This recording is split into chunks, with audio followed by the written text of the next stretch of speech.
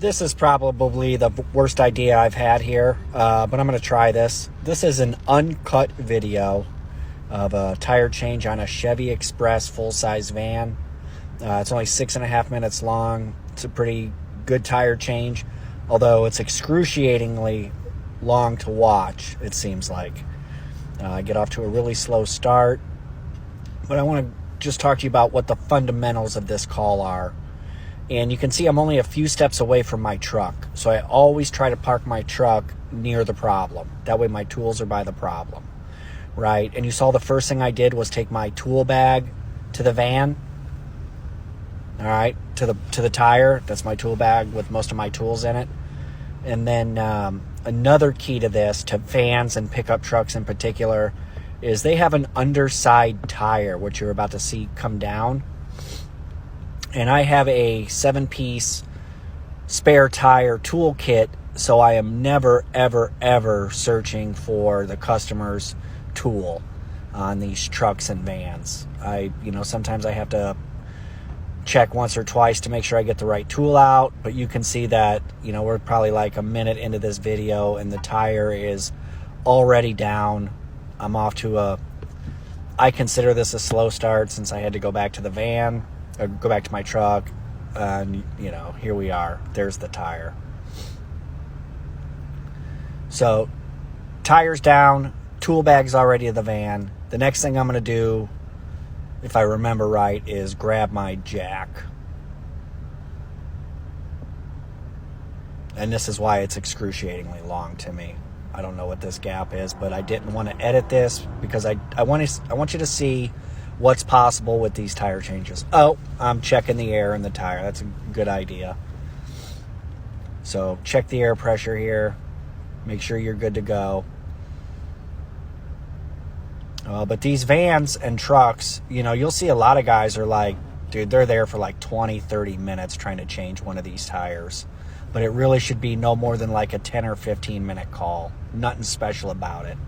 You just got to have, you see how I got my jack out, and then my jack handles are already in my bag. So I'm not going back for the jack handles. I'm going to, screw them in to my jack. I use a 2-ton low profile aluminum racing jack from Harbor Freight, probably about $150, $175. I'm going to go up on the rear end here, probably on the shock mount. I like to use that so I don't have to jack the truck up too high. And you can see here, I double, triple, quadruple check my jack position, make sure the jack's flat on the ground. Jacking up the vehicle is one of the most important parts of it. It's a high inflection point process there. You want to do it right. I've never dropped a vehicle. You don't want to do that either. So now, unfortunately, the video camera is set up where you're directly looking at my back. Luckily for you, at this point in time, I was working out a lot, so my back is pretty buff. I was probably deadlifting like 300 pounds at this time, so I'm good to go there. You can see I had to take the cap off the wheel, and on these vans, dead battery, had to deal with a dead battery, so this is another reason why it's slow. On these vans, you're looking at usually an 8-lug bolt pattern. So these right here, if you're using a 4-way, oh my God, you're fucking miserable. I know it.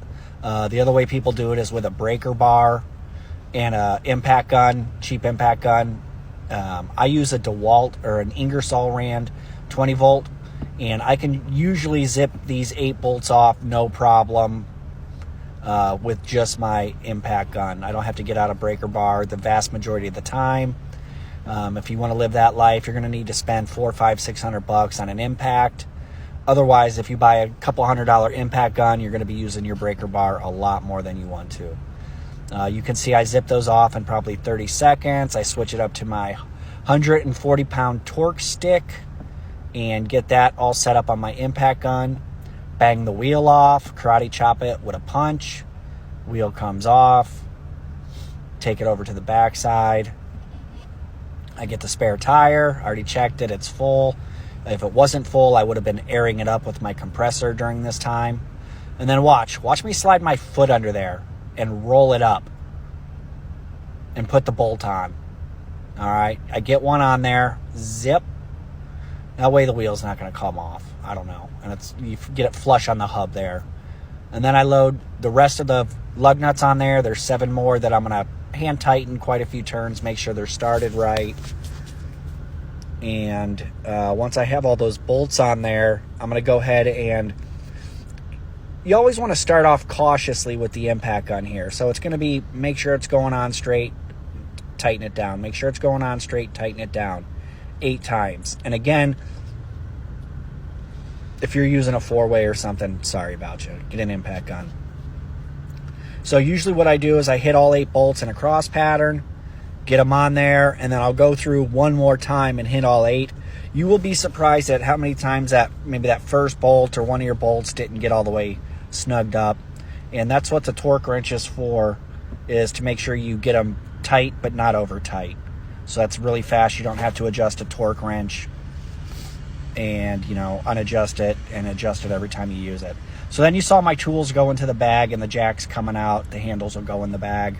The tool bag setup is the key to success. You want to have the tools you use most of the time in the bag. Maybe you don't keep everything in there, but the tools you need to get most of your jobs done, you want there, because you don't want to be running back and forth to your truck.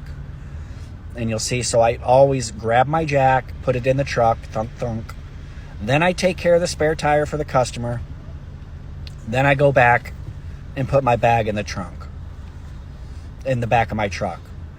After that, you're going to take a couple pictures for your paperwork, get a signature, and probably if you knock it out like this, you're going to get 5 stars. Fastest roadside guy alive. I'm out.